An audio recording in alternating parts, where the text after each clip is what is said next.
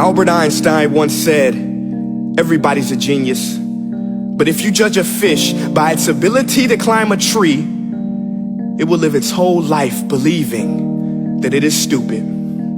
Ladies and gentlemen of the jury, today on trial we have modern day schooling. Glad you could come. Not only does he make fish climb trees, but also makes them climb down and do a 10-mile run. Tell me, school, are you proud of the things you've done?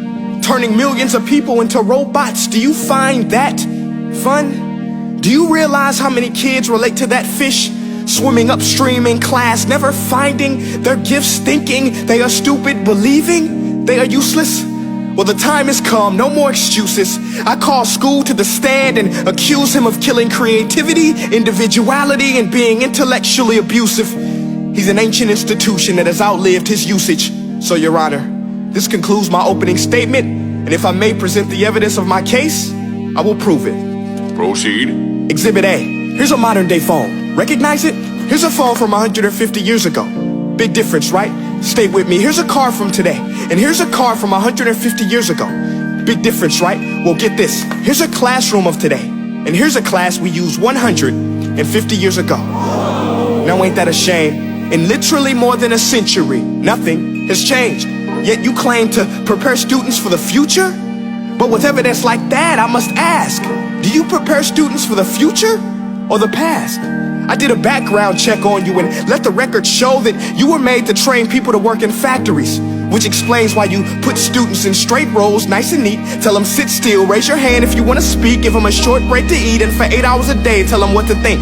Oh, and make them compete to get an A letter which determines product quality, hence grade A of meat.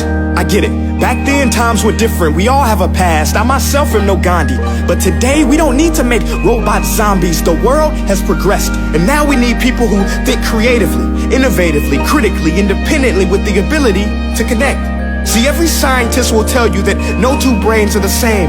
And every parent with 2 or more children will confirm that claim.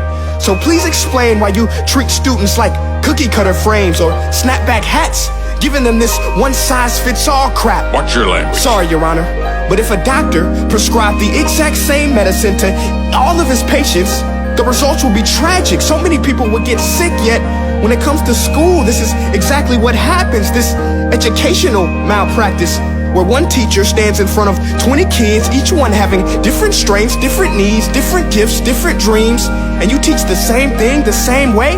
That's horrific. Ladies and gentlemen, the defendant should not be acquitted. This may be one of the worst criminal offenses ever to be committed.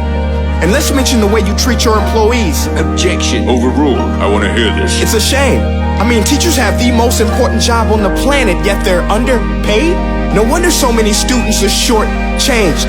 Let's be honest, teachers should earn just as much as doctors, because a doctor can do heart surgery and save the life of a kid, but a great teacher can reach the heart of that kid and allow him to truly live.